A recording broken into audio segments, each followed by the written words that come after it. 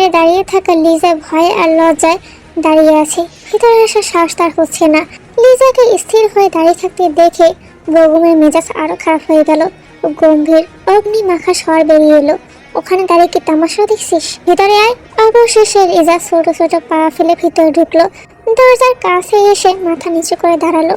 হঠাৎ বেগম এক অপ্রত্যাশিত কাণ্ড করে বসলো, যা লিজা কল্পনা করেনি। লিজাকে ঝট করে দু হাতে ধরে পেছনের দরজা ঠেসে ধরলো। লিজা স্তব্ধ হয়ে তাকিয়ে আছে, চোখ বিস্ফোরিত। বেগমের শ্বাস বুকের ভেতর থেকে হাত ধরে ধরে বেরিয়ে আসছে। ওই তাহিরের সাথে এত ঘেঁষাঘেঁষি করছিস কেন? এত কিসের প্রীত তোর সাথে ওর? হ্যাঁ বল। বেগমের এমন কথা শুনে লিজা স্তব্ধ। সে এই প্রথম বেগমকে এভাবে কথা বলতে শুনছে। তার বুক কেঁপে উঠল, উষ্ঠজোড়া হা হয়ে আছে। তাকে চুপ থাকতে দেখে বেগম তার দু বাহু আরো শক্ত করে চেপে ধরলো। যন্ত্রণায় লিজার দেহ কেঁপে উঠল। আমি তোকে কিছু জিজ্ঞাসা করছি লিজা, এত কিসের কথা ওই তাহিরের সাথে?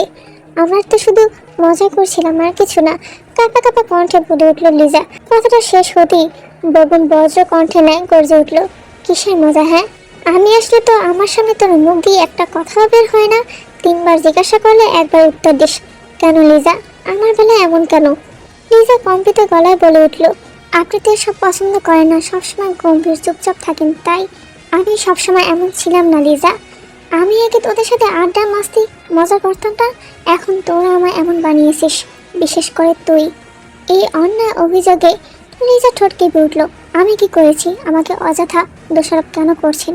এখন সব কিছুর জন্য দায়ী আমি? হ্যাঁ, তুই ছাড়া আর কে? তোর ভাইয়ের থেকে তোর অবদান বেশি আমাকে এমন বানানোর পেছনে। লিজা এক মুহূর্ত তাকিয়ে রইল বেগমের দিকে। তার ভীষণ কান্না পাচ্ছে। বেগমের এমন আচরণ অসহনীয়।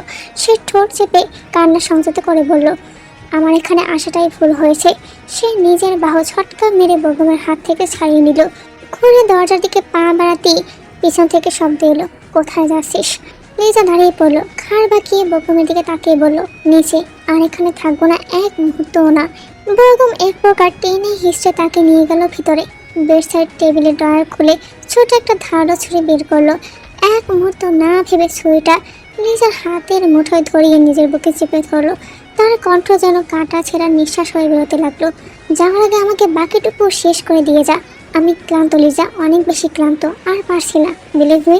লিজা হতভাগ এক দৃষ্টিতে দেখছে বেগমের বুকে ছুরির দাগটা কিছুটা গেঁথে আছে। শার্টে সোপ সোপ রক্ত ফুটে উঠল। লিজার দম আটকে গেল, দুনিয়া যেন দুলে উঠল। যখন বোধগম্য হলো, সে ছটকা মেরে ছুরিটা ছুঁড়ে ফেললো দূরে। চোখ টলমল করে কয়েক ফোঁটা অশ্রু পড়ল। তার দৃষ্টি আটকে আছে বেগমের বুকে। কেমন যেন একটা টান তৈরি হচ্ছে ভিতরে, দ্রুত, অজানা, তীব্র। বেগমের বুকে মাথা রেখে খুব কাঁপতে ইচ্ছে করছে, কিন্তু সাহস হলো না। সামনে হাত বাড়িয়ে কাপা আঙুলে তার ক্ষতটা ছুঁয়ে দেখতে চাইল।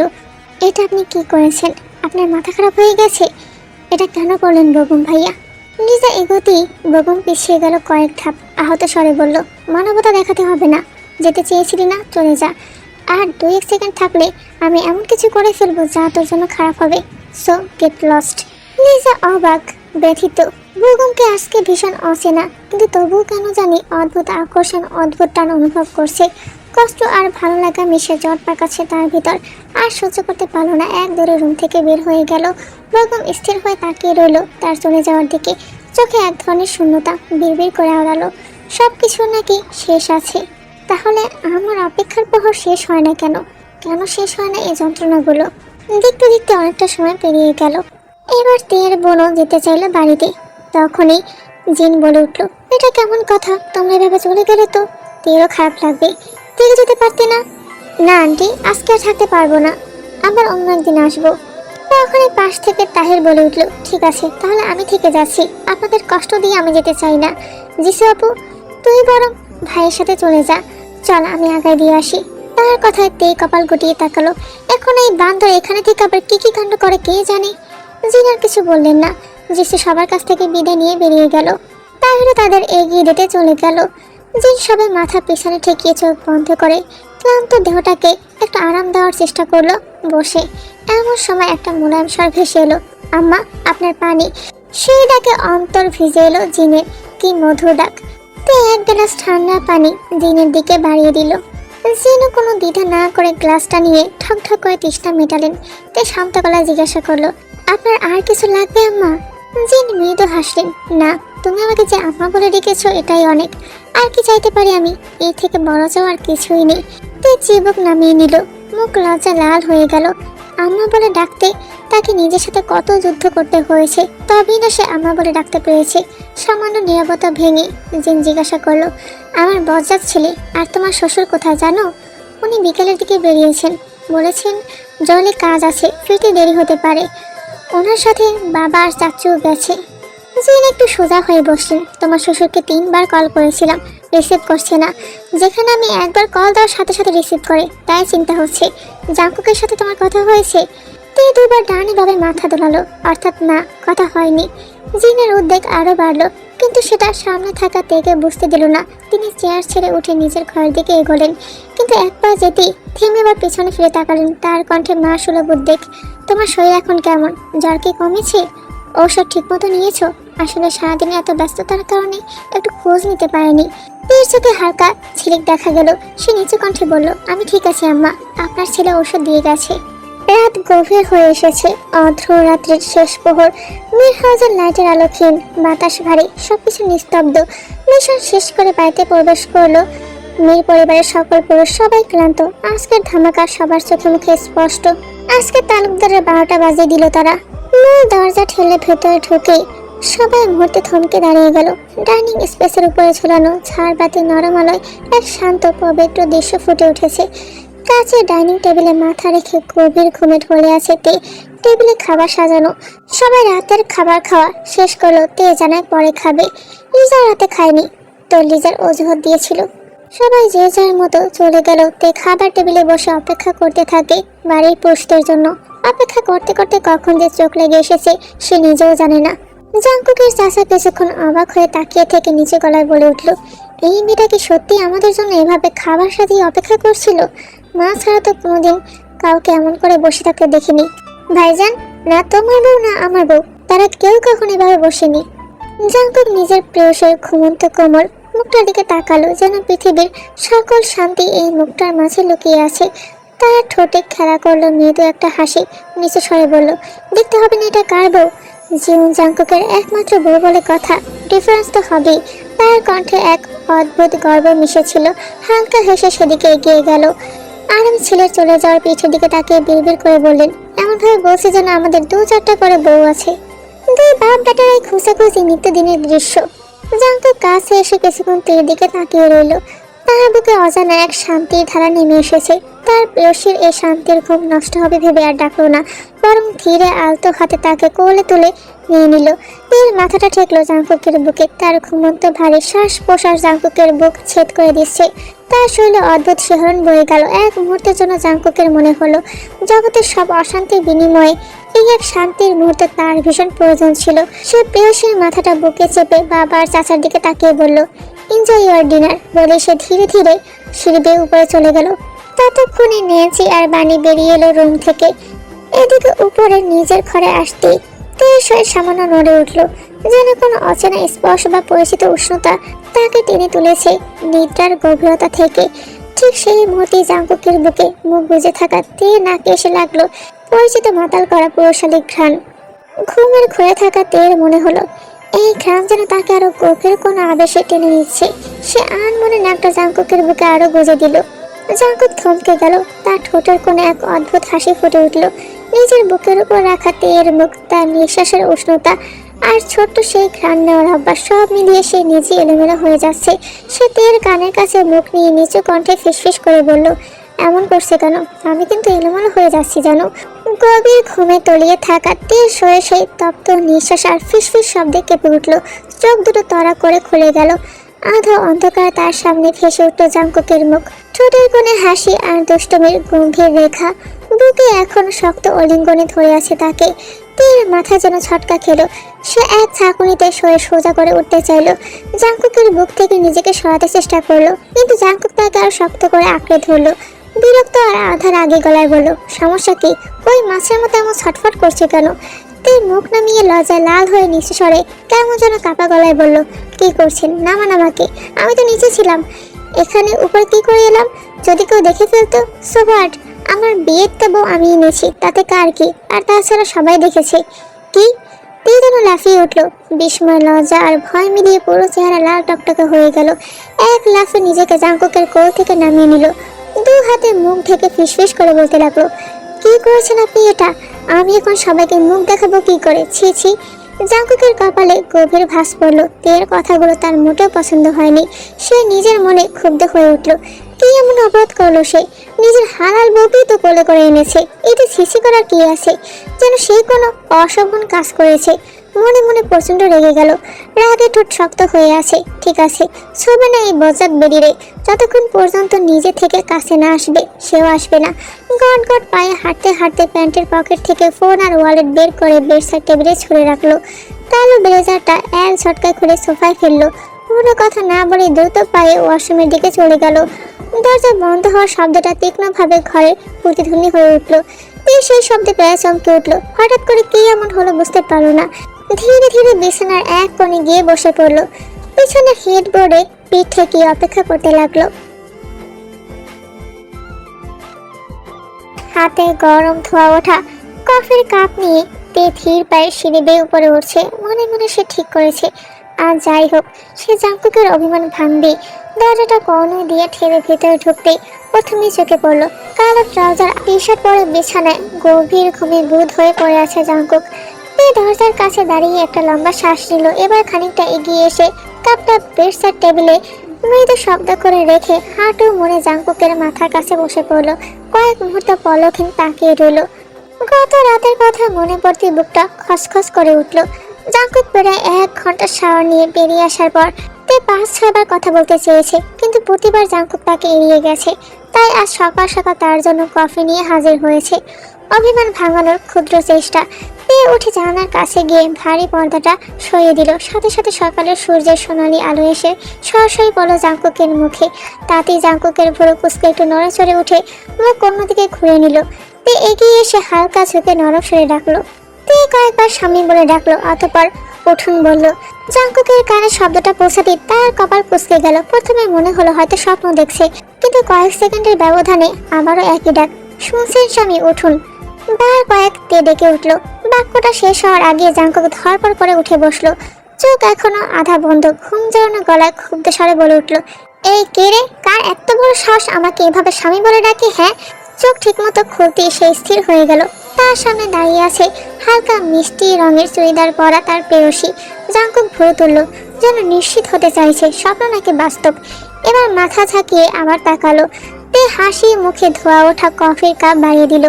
আমি ডেকেছি স্বামী, এই নিন আপনার গরম গরম ফ্রেশ কফি। কয়েক সেকেন্ড জাঙ্কুক তাকিয়ে রইল, কিন্তু কফি নিল না, বরং পা দুটো বিছানা থেকে নামিয়ে কটমট করে উঠল। এই কে তোমার স্বামী? হ্যাঁ, খবরদার আর একবার আমাকে এই টিপিক্যাল বউদের মতো স্বামী স্বামী বলে ডেকেছো তো খুব খারাপ হবে কিন্তু, বলে দিলাম। এসব আপনি কি বলছেন স্বামী? আপনি আমার সম্পর্কে ভাই তো আর হন না, স্বামীই তো হন। আপনাকে স্বামী ডাকবো না তো কি বলে ডাকবো? জাঙ্কুক তড়া করে উঠে তে সামনে গিয়ে মুখোমুখি হয়ে দাঁড়ালো। রাগে চোখ দুটো জ্বলছে। এই আল্লাহর বান্দে, এই একবার বললে কথা কানে যায় না? আমি বলেছি না আমাকে এভাবে ডাকবে না?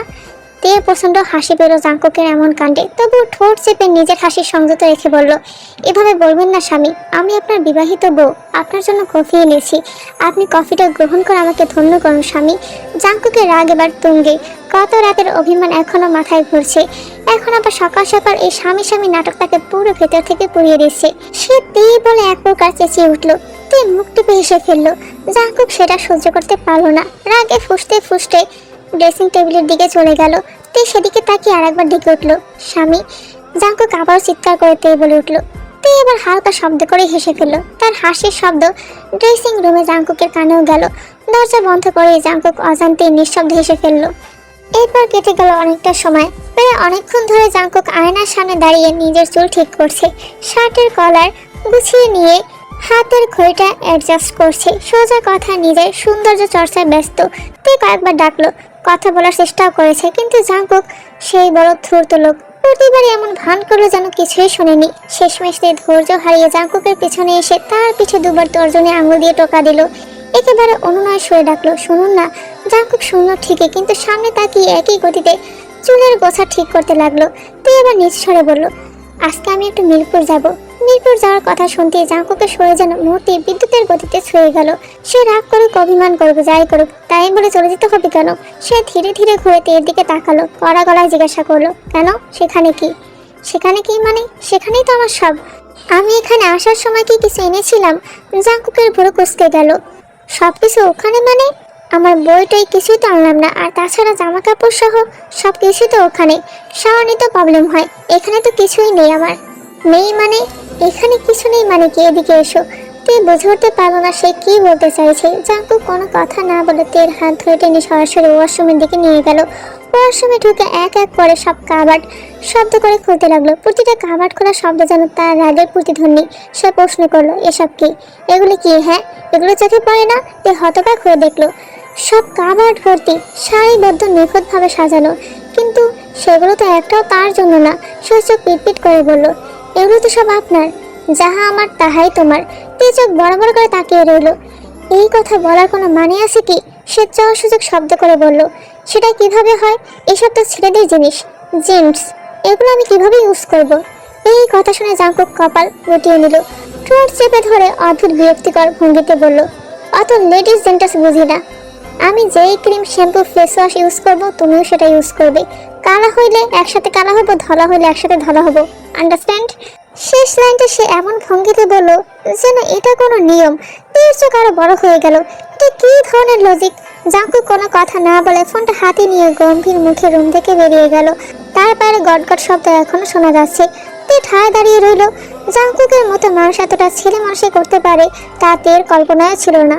বেলা তখন বেশ খানিকটা গড়িয়ে গেছে। সূর্যটা তখন ঠিক মাথার উপর, কিন্তু আকাশে একটু মেঘলা মেঘলা থাকায় সূর্যের আলোটা মলিন লাগছে। জাঙ্কুক আজ বহুদিন পর কাজে ফিরেছে।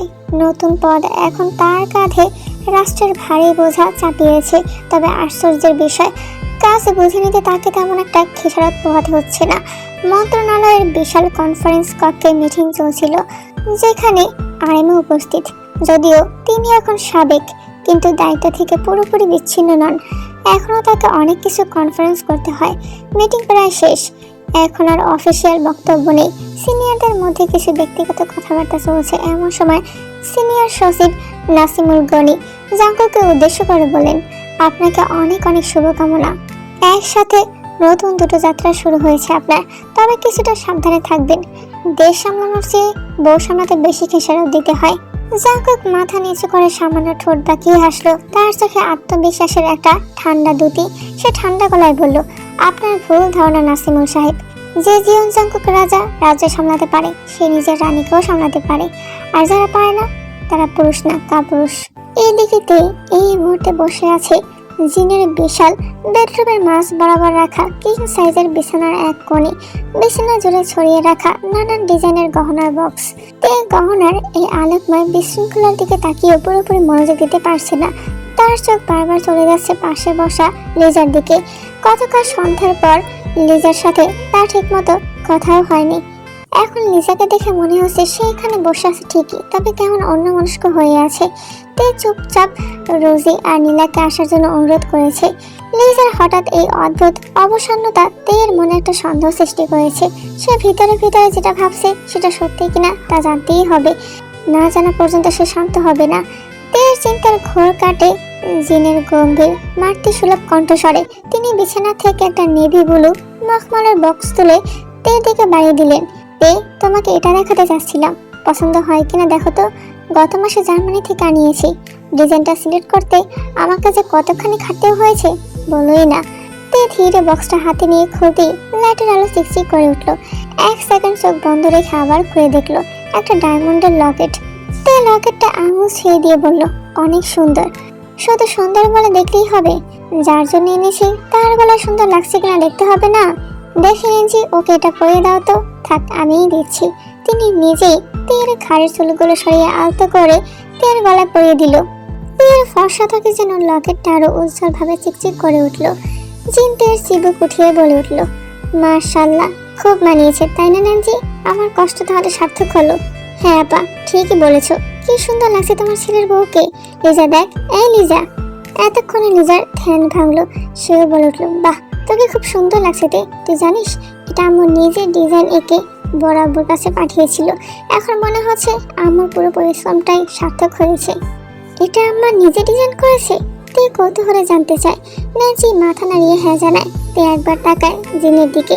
এই নারীকে সে যতবার দেখছে ততবারই তার মনে প্রশ্ন জাগছে, একজন মানুষের মধ্যে এত গুণ, এত রুচি, এত নিখুঁততা কেমন করে জমে থাকে। এমন সময় সেখানে সে হাজির হয় রোজি আর জেনি। তাদের দেখেতে আবেগে আপ্লুত হয়ে পড়ে। কতদিন তার বান্ধবীদের সাথে দেখা হয়নি, বিশেষ করে জেনির সাথে অনেকদিন দেখা হয়নি। তে ছুটে গিয়ে দুজনকে জড়িয়ে ধরলো। লিজা এবার উঠে এসে যোগ দিল। যদিও তার মন ভালো নেই, কিন্তু এই মুহূর্তটা থেকে সে বঞ্চিত হতে চায় না। জিন নিজের ব্যাগ, কোট, ফাইলপত্র গুছিয়ে নিতে নিতে বলল, ন্যান্সি আমি বেরোচ্ছি, জরুরি কেস পড়েছে, ফ্রিতে দেরি হতে পারে। তুমি গহনাগুলো সব গুছিয়ে তেল রুমে লকারে রেখে দিও। ও ছোট এখনো, সব বুঝবে না। আচ্ছা আপা, তুমি চিন্তা করো না। জিন মেয়েদের মাথায় হাত বুলিয়ে বিদায় নিয়ে বেরিয়ে যায়। ন্যান্সিও বিছানার পর ছড়িয়ে থাকা গহনাগুলো গুছাতে শুরু করে। এখন সেই রুমের ভেতর কেবল তারা চার বান্ধবী। লিজাকে অন্যমনস্ক হতেই দেখে বলে উঠল, এই লিজা কি হয়েছে তোর? লিজা মৃদু মাথা নাড়িয়ে একই উত্তর দিল, কিছু না বললেই হলো। তুই তো কখনো এমন ছিলি না, তাহলে হঠাৎ করে কি হয়েছে এমন? বললাম তো কিছু না, তোরা কেন বারবার একই কথা জিজ্ঞাসা করছিস? তোকে কতবার বলেছি, তবুও তোরা আমার ভালো লাগে না জেনি, কিছুই ভালো লাগে না। লিজার এক নাগারে কথাগুলোর মধ্যে অনেক কিছু ছিল যা লিজা প্রকাশ করতে ব্যর্থ। রোজি সান্ত্বনা দিয়ে বলল, ঠিক আছে চল, আমরা কোথাও থেকে ঘুরে আসি ওই দিনের মতো, তাহলে জেনির মতো তোরও সবকিছু ঠিক হয়ে যাবে। যাবো না, শরীর ভালো লাগছে না। জেনি এবার একটু ব্যস্ত কণ্ঠে বলল, তাহলে চল কোনো গেম খেলি, খেলতে খেলতে মনটা রিফ্রেশ হয়ে যেতে পারে। চল প্রথম দিনের মতো ট্রুথ আর ডেয়ার খেলি। তুই আর জেনি দুজনেই একসাথে চেঁচিয়ে উঠল, মোটেও না। অতঃপর রোজের মাথায় আসলো লুডোর কথা। এতে তিনজন রাজি হয়ে গেল। চারজন মিলে হল ঘরে চলে আসে। ছোট টি টেবিলের উপর লুডোর বোর্ড রাখা হলো। চারদিকে বালিশ ফেলিশ সবাই বসে গেল মেঝেতে গোল হয়ে। এরপর বেশ কিছুক্ষণ ধরে চলল তাদের খেলা। সময় গড়িয়েছে অনেকটা। তখন তাহির আর সায়নু আসে বাইরে থেকে। দুজনের মধ্যে ভালোই জমেছে। সকাল সকাল তাহির সায়নুর সাথে রাইডে গিয়েছিল। এরপর বন্ধুদের সাথে আড্ডা বাজে শেষ করে কেবল ফিরেছে। এসে দুজনে হল ঘরের সোফায় ধপাস করে বসলো। সোফায় বসতেই সায়নু লিজার মাথা স্বভাবসুলভ একটা টোকা দিল। অন্যদিন হলে লিজা অবশ্যই চেঁচিয়ে উঠত, কিন্তু আজ আর আগের মতো প্রতিক্রিয়া দেখালো না। কারণটা সহজ, তাহির। বেগমের বিস্ফোরণ তো তাহিরকে ঘিরেই হয়েছে, তাই আজকে সে তাহিরকে এড়িয়ে গেল। তাহির এতক্ষণ জেনিকে খেয়াল করেনি। এখানে সবাই চেনা হলো, জেনি তার কাছে অচেনা। সে হুড়মুড়িয়ে তের পাশে বসে কানের কাছে ফিসফিস করে বলল, এই ডানা কাটা পরিটা কেডারে? আগে তো দেখি নাই। আমার বান্ধবী। ওয়াও, তার মানে নীলপরি। আমার সাথে সেটিং করাই দে না, জোড়া লেগে যায়। আর কতকাল একা একা থাকবো? তে চোখ রাঙিয়ে তাকালো। কাল লিজাকে দেখি যার মন গেছিল আর সে জেনির পিছনে। তে জানতো এই বাদরটা এখানে থাকলে কিছু না কিছু করবি। তে তাহিরের দিকে ঝুঁকে দাঁত কিরমির করে বলল, তোর মতো লেসকাটা বান্দরের সাথে জেনি কখনো কথা বলবে না। সেটিং তো দূরের কথা, দেখ আমার অপমান করবি না। লেসকাটা বান্দর আমি এক পিসি। এই গ্রহে তাহির আহমেদ একটাই আছে। ঠিক আছে, তোর কিছু করতে হবে না, আমি নিজের ব্যবস্থা করে নিব।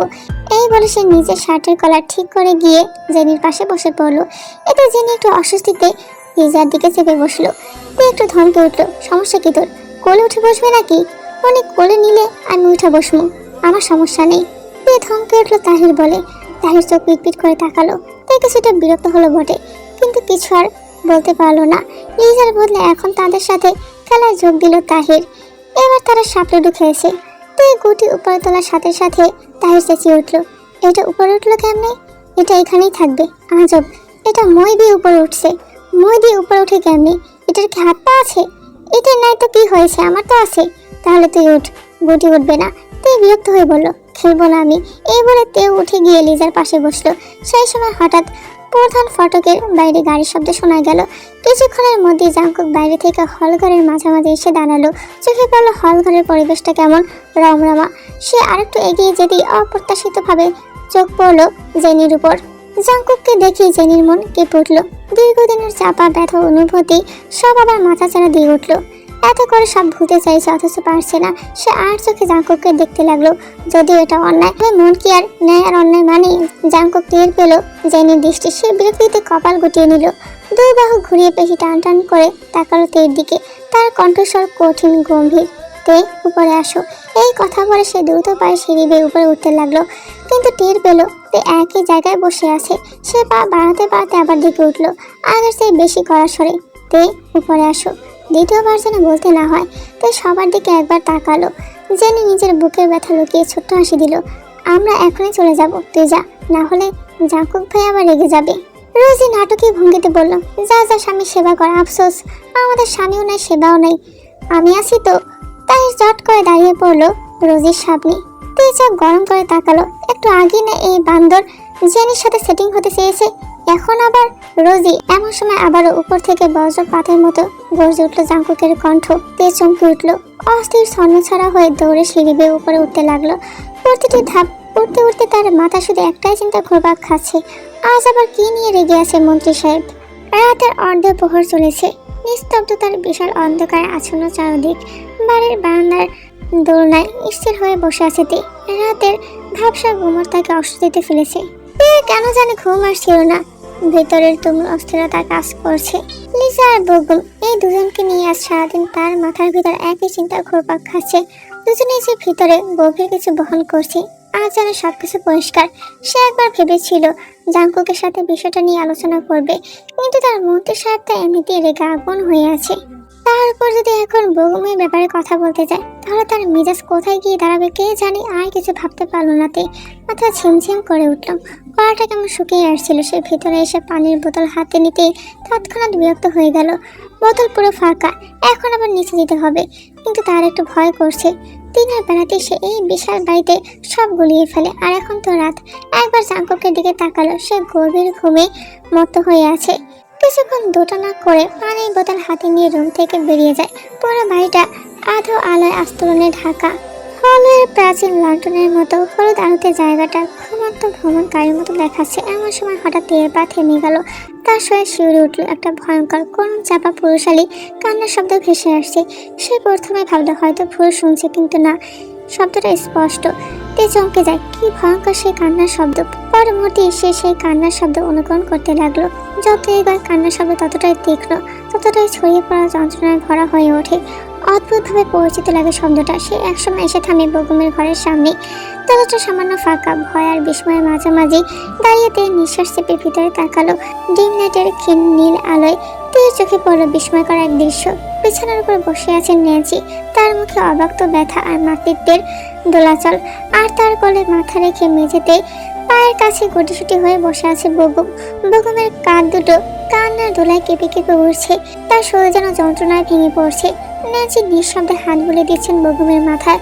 হঠাৎ বগুমের কণ্ঠ ভেসে এলো ভাঙা তছনছ করার শব্দে, আমার নিঃশ্বাস নিতে কষ্ট হচ্ছে চাচি আম্মা, আমাকে কি কোনোভাবে বাঁচানো যায় না? আমি একটু বাঁচতে চাই, খুব বেশি দিন না হলেও চলবে, শুধু কয়েকটা দিন বাঁচতে চাই। জীবন অনিশ্চিত জানি, তবুও আমি লিসাকে নিয়ে কয়েকটা দিন বাঁচতে চাই। আবারও ধুকরে ধুকরে কেঁদে উঠল বগুম। সেই কান্নার শব্দ দেয়াল জুড়ে প্রতিধ্বনিত হয়ে ঘুরে বেড়াচ্ছে পুরো ঘরে। তের বুকটা ভারী হয়ে গেল। চোখ দিয়ে আপনা আপনি অনবরত অশ্রু গড়িয়ে পড়তে লাগলো। বগুম আবারও করুণ স্বরে বিড়বিড় করে বলছে, চাচি আম্মা, ও চাচি আম্মা, ওদের সবাইকে বলেন না আমায় লিজাকে যেন দিয়ে দেয়। আপনি বলে শুনবে হয়তো, বলেন না সবাইকে। একজন ভিক্ষুক ভিক্ষা চাইলেও তো মানুষ ফিরিয়ে দেয় না। আমি লিজাকে ভিক্ষা চাইছি চাচি আম্মা, ভিক্ষা চাইছি। ভিক্ষুক মনে করে দিয়ে দিতে বলুন না। এভাবে চলতে থাকলে আমি বেশি দিন বাঁচবো না। লিজাকে ছাড়া আমি বেশি দিন বাঁচবো না। শীঘ্রই আপনাদেরকে আমার দাফনের ব্যবস্থা করতে হবে। ওর জন্য প্রতিটা নিঃশ্বাসের সাথে আমি যুদ্ধ করি, কিন্তু এখন যুদ্ধ করতে করতে আমি ক্লান্ত, আমি হেরে যাচ্ছি। আমাকে বাঁচান না প্লিজ। আমি বললে তো জাঙ্কুক শুনবে না, কোনো দিনও মানবে না। আপনি জাঙ্কুককে বলুন না আমার শুধু লিজাকে চাই। এবারও যা বলবে আমি তাই শুনবো। সব কিছুর বিনিময়ে হলেও শুধু লিজাকে দিয়ে দিতে বলুন না, আমার খুব প্রয়োজন ওকে। আজ বগুমের ভিতরে দমিয়ে রাখা সব ব্যথা, কষ্ট, সব দহন হৃদয় খুঁড়ে বেরিয়ে আসলো। সে অনবরত ঢুকে কাছে নিজেও তার অস্ত্র ধরে রাখতে পারলেন না। এই ছেলেটাকে এতদিন ধরে তারা কেউ বুঝতে পারলো না কতটা ভারী বোঝা বহন করছে নিজের ভিতর।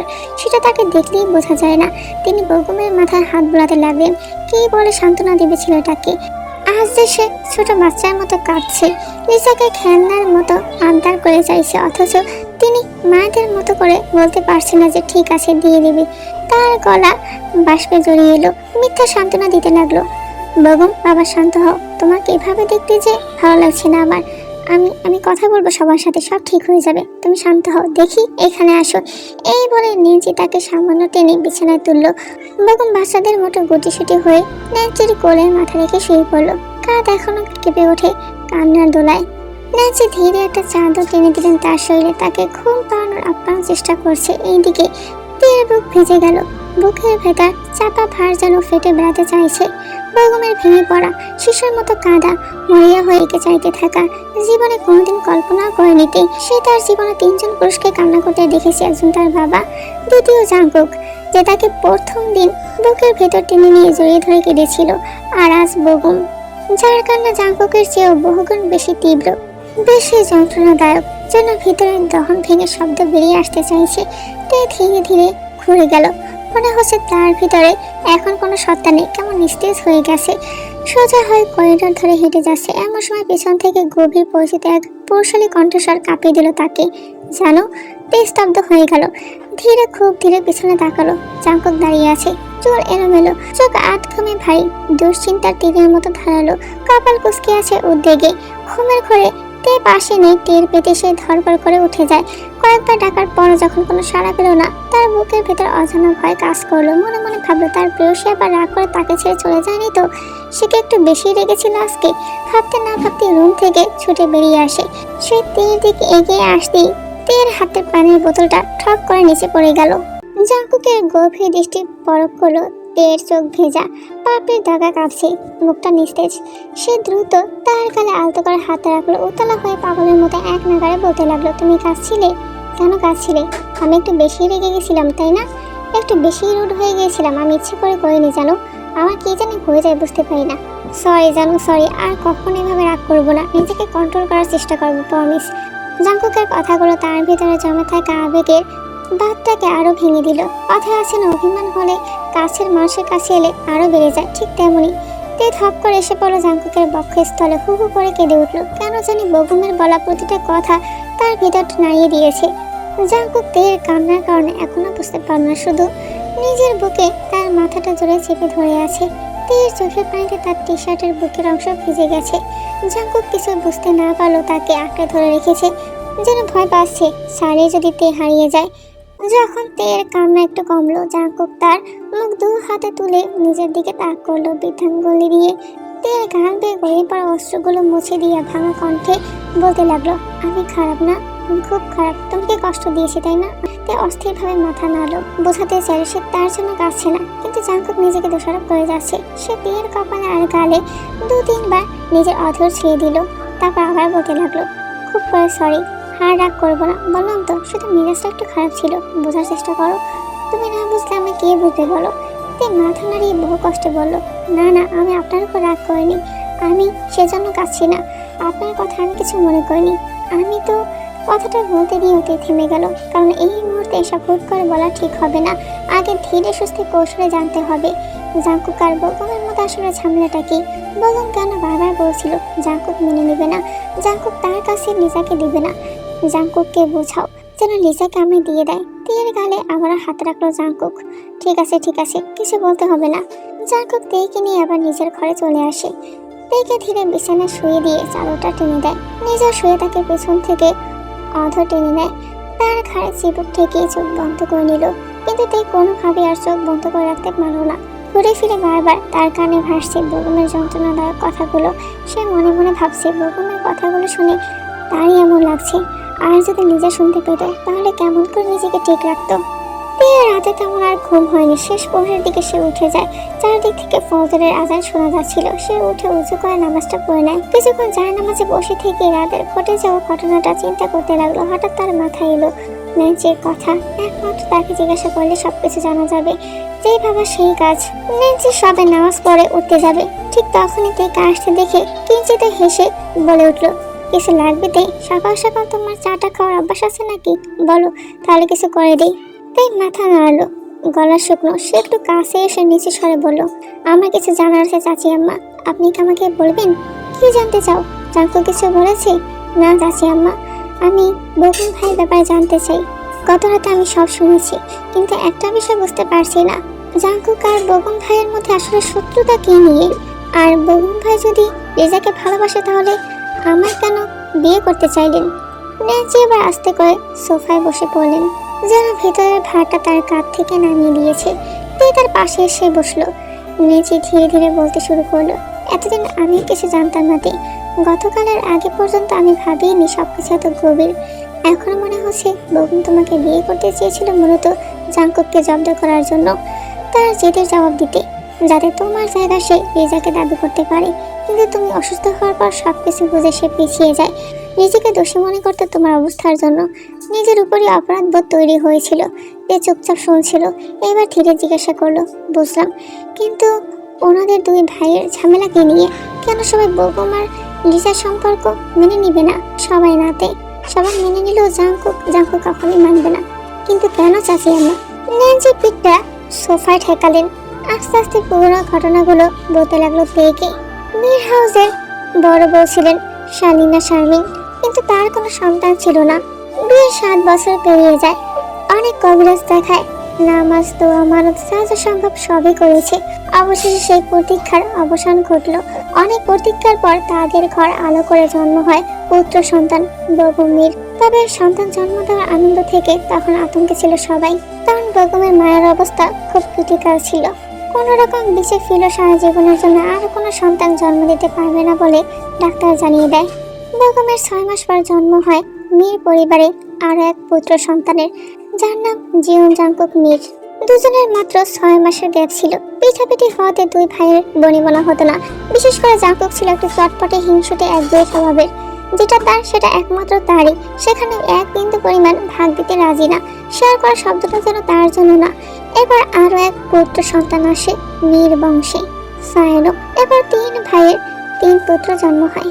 অবশেষে এক কন্যা সন্তানের জন্ম হয়, যার নাম হচ্ছে লিজা। মীর পরিবারের একমাত্র কন্যা আর 3 ভাইয়ের একমাত্র বোন হওয়াতে লিজা হয়ে উঠল সকলের চোখের মণি। সবার মতো বগুমও খুব খুশি ছিল একটা বোন পেয়ে, কিন্তু এই খুশি জাংকুকে সহ্য হতো না। লিজা একমাত্র তার বোন, বগুম কেন ওকে আদর করবে? বগুমকে নিজের বোনের কাছেও খেসতে দিত না। সবাই কত বোঝাতো, কিন্তু জাংকুক ছিল একগুঁয়ে, আমার বোন মানে আমারই বোন, বগুমের কোনো হক নেই। তবুও বগুম চুপি চুপি সুযোগ পেলেই লিজার কাছে যেত। একদিন ঘটল অপ্রত্যাশিত ঘটনা। বগুমের বয়স ছিল 14 বছর আর লিজার 4। বগুম স্কুল থেকে ফিরতেই লিজা ছুটে এসে তার কোলে উঠল।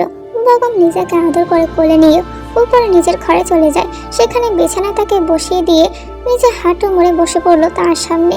লিজার ছোট্ট হাত দুটো নিজের মুঠো নিয়ে আহ্লাদে সরে বলল, তুমি জানো আমি তোমার জন্য কি এনেছি? লিজা মাথা নাড়ে, অর্থাৎ সে জানে না। বগুম লিজার সাথে মজা করে বলে, তোমার চোখ বন্ধ করো, তোমার জন্য একটা সারপ্রাইজ আছে। অবশ্য লিজা তার কথা মতো চোখ বন্ধ করে নেয়। বগুম নিজের ব্যাগ থেকে একটা ব্রাউন চুলওয়ালা পুতুল বের করে লিজার হাতে দেয়। লিজা চোখ খুলে নিজের পছন্দের পুতুল দেখতে পেয়ে খুশিতে আত্মহারা হয়ে লাফিয়ে উঠল। বগুম এবার একটা চকলেট বক্স ধরিয়ে দেয়, কারণ লিজার চকলেট পছন্দ। সে যাওয়ার সময় বায়না করে বলেছিল যেন তার জন্য চকলেট নিয়ে আসে। বগুম সেই ছোটখাটো আবদার ভুলল না। লিজা পুতুলটা নিয়ে খুশিতে বিছানার উপর লাফাতে লাগলো, আর বগুম তখন হাঁটু মুড়ে বসে লিজার খুশি দেখছে। ঠিক তখনই দরজায় প্রতির মতো দাঁড়িয়ে থাকা জাংকুকের দৃষ্টি তাদের দুজনকে আঘাত করলো। তার চোখে হিংসা একরাশ আগুন। লিজা, তার কণ্ঠ বজ্রের মতো। লিজা সেটা বুঝলো না। সে খুশি হয়ে ভাইকে দেখাতে চায় উপহার পাওয়া পুতুলটা। ভাই দেখো, বগুম ভাই আমার ফেভারিট পুতুল এনেছে, আমার খুব পছন্দ হয়েছে, আর এতগুলো চকলেটও এনেছে। জাংকুক রাগে লিজার হাত থেকে পুতুলটা নিয়ে ছুঁড়ে ফেলে দেয়। জোরে একটা ধমক দিয়ে বলে ওঠে, তোকে কতবার বলেছি, তোর যা লাগে আমাকে বলবে, আমি এনে দেবো। প্রয়োজন হলে নিজের কিডনি বিক্রি করে এনে দিব। তোকে বলেছি না বগুমের কাছ থেকে কিছু নিবি না, তোর ভাই আমি, যা লাগে আমি দিব। লিজা ভাইয়ের এমন রাগ দেখে ভয় পেয়ে যায়, ঠোঁট ফুলিয়ে কাঁদতে লাগলো। বগুম এগিয়ে এসে লিজাকে দ্রুত কোলে নিয়ে সান্ত্বনা দেওয়ার চেষ্টা করলো। রাগ চেপে বলল, তুই সীমা ছাড়াচ্ছিস জাংকুক, তার মাথা খারাপ হয়ে গেছে? লিজা এখনো ছোট, ওর সাথে এইভাবে কথা বলছিস কেন? আর তাছাড়া লিজা আমারও বোন, আমার ওকে কিছু দেওয়ার অধিকার আছে। লিজা শুধু আমার বোন, আমি ওর সাথে কিভাবে কথা বলবো আর না বলবো সেটা একমাত্র আমার ব্যাপার। বগুম আর কথা মারল না, কারণ লিজা তখন ভয় পাচ্ছে। সে নিজে থেকে পুতুলটা তুলে লিজার কোলে নিয়ে ঘর থেকে বের হয়ে গেল। কিন্তু জাংকুক পেছন পেছন দৌড়ে এসে লিজাকে নিজের দিকে টানতে লাগলো। লিজা বগুমকে শক্ত করে ধরে কাঁদতে লাগলো, আমি তোমার কাছে যাব না, তুমি পচা, তুমি শুধু বকো। বগুম যেন খুশি হলো, সে একটা বাঁক হাসি দিল। জাংকুকের চোখে তখনও রাগ, সে চেঁচে উঠল, লিজা এবার কিন্তু তোকে মারবো। বগুম চট করে লিজাকে কোল থেকে নামিয়ে দেয়। জাংকুকের মুখোমুখি হয়ে দাঁড়ালো। এই জন্যই এই জন্যই লিজা তোকে না আমাকে বেশি ভালোবাসে। এই কথাটা জাঙ্কুককে পুড়িয়ে দিল ভিতর থেকে। কথাটা জাঙ্কুকের মোটেও পছন্দ হয়নি। তার এবং তার থেকে ওকে বেশি ভালোবাসে। সে বেগমের গলার ধরে সোজা তার নাকে ঘষে বসিয়ে দিল। তারপর গলা চেপে পিছনে ঠেলে নিয়ে যেতেই ধস্তাধস্তি শুরু হলো দু ভাইয়ের মধ্যে। বেগম জোরে ধাক্কা দিলে জাঙ্কুক পেছন থেকে ছিটকে পড়ে যায়। ভারসাম্য হারিয়ে সিঁড়ি বেয়ে গড়িয়ে গড়িয়ে নিচে পড়লো। জাঙ্কুকের কপাল সহ আরো কয়েক জায়গায় কেটে যায়। পাহাড়ের বর্ডার ততক্ষণে ছুটে এলো। দুই ভাইয়ের লড়াইয়ে পরিবার সবাই বিরক্ত, ক্লান্ত এবং আতঙ্কিত। অবশেষে সিদ্ধান্ত হলো বেগম বিদেশ চলে যাবে। বেগমের বাবা মা তাকে নিয়ে জার্মান চলে যাবেন, কিন্তু বেগম কোনোভাবেই যেতে চাইছিল না। লিজাকে ছেড়ে যেতে হবে এটা তার কাছে মৃত্যুর মতোই ছিল। তবুও তাকে যেতে বাধ্য করা হলো। যাওয়ার আগে শেষবার জাঙ্কুকের দিকে তাকিয়ে বলল, তোর কি মনে হয় আমি চলে গেলেই লিজা আমায় ভুলে যাবে? আমি গেলেও লিজা আমাকে আগের মতোই ভালোবাসবে। যখন লিজা বড় হবে তখন আমি আবার ফিরবো, ও আগের মতোই আমার কাছে ছুটে আসবে। জাঙ্কুক ঠোঁট বাঁকিয়ে আসলো, চ্যালেঞ্জ করছিস? তাহলে চ্যালেঞ্জ নিলাম। ফিরে এসে দেখবি লিজা তোকে চিনতেই পারবে না। লিজা তোর থেকে 100 হাত দূরে দূরে থাকবে। আমার থেকে বেশি তোকে ভয় পাবে। তোর সাথে কথা বলতেও 3 বার ভাববে, কারণ আমি লিজাকে এমনভাবে তৈরি করব। সেদিন বেগম চ্যালেঞ্জ গ্রহণ করে বাড়ি ছাড়লো। তার বিশ্বাস ছিল লিজা তাকে ভালোবাসে, বদলাবে না। কিন্তু সে ভুল ছিল। জাঙ্কুকের মতো বিচক্ষণ ভাইয়ের কাছে হেরে গেল। বড় হয়ে লিজা সত্যি বেগমের থেকে দূরে সরে গেল। সে ছোটবেলার মতো কথা বলে না, হাসে না। বেগম পুরোপুরি ভেঙে যায়। ধীরে ধীরে নিজেকে নিজের মধ্যে গুটিয়ে নেয়। লিজার প্রতি তার ভালোবাসার রূপটাও ধীরে ধীরে পরিবর্তন হতে থাকে। নিষ্পাপ ভালোবাসা ধীরে ধীরে পাল্টে গেল গোপন, গভীর, অপ্রকাশিত অনুভূতিতে। আরো গাঢ়, আরো গভীর হতে থাকে। কিন্তু বেগম সেটা নিজের মধ্যেই দমিয়ে রাখে, শুধু নিজের ভিতরে আগুনের মতো পুষে রেখেছে। ন্যান্সির বলা দীর্ঘ ঘটনাগুলো শুনে তেপুর স্তব্ধ হয়ে গেল। এতক্ষণ ধরে কেবল শুনছিল, কিন্তু মাথার ভিতর প্রতিটি বাক্য, প্রতিটি ঘটনার মতো কাঁপছিল। ন্যান্সি শাড়ির কোণ দিয়ে চোখের পানি মুছে নিল। তের চোখে ছলছল। তার মানে দুই ভাইয়ের ঝামেলা শুরু লিজাকে নিয়েই হয়েছে। আর জাঙ্কুকের ভ্রুতে যে কাটা দাগ, যেটা সে বহুবার দেখেছে, অথচ ভাবতে কোনো সাধারণ দুর্ঘটনা, কিন্তু আজ জানলো সেটা বেগমের সঙ্গে লড়াইয়ের দাগ। কিন্তু সামান্য এই বিষয় নিয়ে কোনো মানুষ এত সিরিয়াস হয়? তাছাড়া এখন তো লিজাও বেগমকে ভালোবাসে। লিজার চোখে মুখে সেটা স্পষ্ট। একটা নড়ে চড়ে বসে তাকালো চাচির দিকে। আচ্ছা চাচি, আম্মা আর বাবা চাচুকে এই বিষয়ে জানালে হয় না? আমি কথা বলবো তে, বেগমের কষ্ট আমার সহ্য হয় না। কিন্তু ভাবছি জাঙ্কুক জানতে পারলে যদি তুলকালাম শুরু করে দেয়, আমি ওনাকে বুঝিয়ে বলবো। আপনি আম্মার সাথে কথা বলেন না চাচি আম্মা, প্লিজ। আম্মা তো মনে হয় মানা করবে না। দেখি আজকে সুযোগ বুঝে কথা বলার চেষ্টা করব। এমন সময় উপরের করিডোর থেকে জাঙ্কুকের ভারী কণ্ঠস্বর ভেসে এলো, তে উপরে আসো। তে চোখকে মাথা তুললো। সিঁড়ির গ্রিলে ভর দিয়ে দাঁড়িয়ে আছে জাঙ্কুক, অর্ধ নিন্দ্রা ভরা কিন্তু বিরক্ত মুখে। তে বোঝে না এই মানুষটা আসলে কি। এই তো গভীর ঘুমে রাজ্যে ডুবেছিল। সে উঠে এলেই কি তার ঘুম ভেঙে যায়? ভাবনা কাটিয়ে সে সিঁড়ি বেয়ে উপরে উঠল। যে করি হোক ছলে বলে কৌশলে জাঙ্কুককে রাজি করাতে হবে। রুমে ঢুকতে জাঙ্কুক কটমট গলায় বলল, এত সকালে উঠে গেলে কেন? আমার ঘুম বারবার নষ্ট করো কেন? আমি কি করেছি? আপনি বাকি কথা বলার আগে জাঙ্কুক বলে উঠল, বসো। কেন? আমি ঘুমাবো, মাথা ব্যথা করছে। আমার ঘুম পুরোপুরি হয়নি। আর কোনো আগাম সতর্কতা ছাড়াই সে এসে তের কোলে মাথা রেখে দিল, যেন এটাই তার স্বাভাবিক অধিকার। তে বিস্ময় স্থির। জাঙ্কুকের ভারী নিঃশ্বাস তার উদরে এসে পড়ছে। এই মুহূর্তে জাঙ্কুকের কণ্ঠ নরম হয়ে গেল।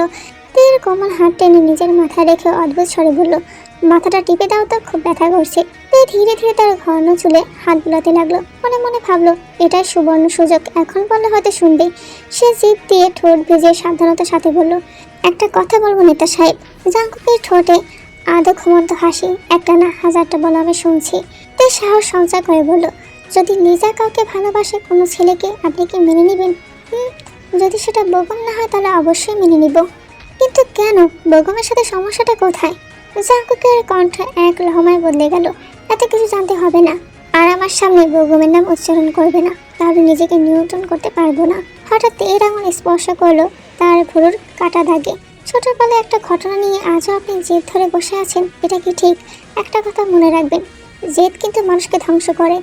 এক ছটকায় জাঙ্কুক তার হাত সরিয়ে দিল। চোখ দুটো আগুনের মতো লাল হয়ে গেল, যেন স্বয়ং অগ্নিকুণ্ড। তার মুখের দিকে তাকানো কঠিন। সে গর্জে উঠল, বলেছিলাম এই বিষয়ে কথা বলবি না। কেন আমার মেজাজটা খারাপ করছিস জানো? তুই গিলে ফেললো ভয়টা। কিন্তু এবার সে পিছিয়ে যাওয়ার মতো মেয়ে না। সে ঠোঁট শক্ত করে বলল, কেন বলবো না? আপনি যেমন আমাকে ভালোবাসেন, বকুম ভাইও তো লিজাকে ভালোবাসে। তাহলে কেন? কথাটা শেষ করার আগে কাঁচ ভাঙার বিকট শব্দ। জাঙ্কুক টেবিলের উপর পানির বোতল তুলে সোজা ড্রেসিং টেবিলের আয়নায় ছুঁড়ে মারল। আয়নাটা মুহূর্তেই চূর্ণ বিচূর্ণ হয়ে মেঝেতে পড়ল। তে আতঙ্কে চোখ বুঝে নিল। তার বুক ধরপড় করছে। জাঙ্কুক গর্জে উঠল, বগুম বগুম বগুম। কতবার বলেছি চুপ থাকতে, কতবার? আমার কথা কানে যায় না? সকাল সকাল এই একই পকর পকর শুনছি কখন থেকে। মাথাটা এমনি ধরে আছে। তার উপর এখন তার নিঃশ্বাস যেন আগুনের মতন। ড্রেসিং টেবিলের টুকরোতে আলোর প্রতিফলনে জাঙ্কুকের চোখ আরো লাল দেখাচ্ছিল। তে ভয়ে গুটিয়ে গেল। তার চোখ থেকে অনবরত পানি পড়ছে। নিচে তলা থেকে দৌড়ে এলো জাঙ্কুকের মা, সাথে বানিয়েও আছে। জাঙ্কুক তখনও তীব্র রাগে ফুটছে। টেবিল থেকে ফোন আর ওয়ালেটটা তুলে সেই অবস্থায় গট গট করে বেরিয়ে গেল।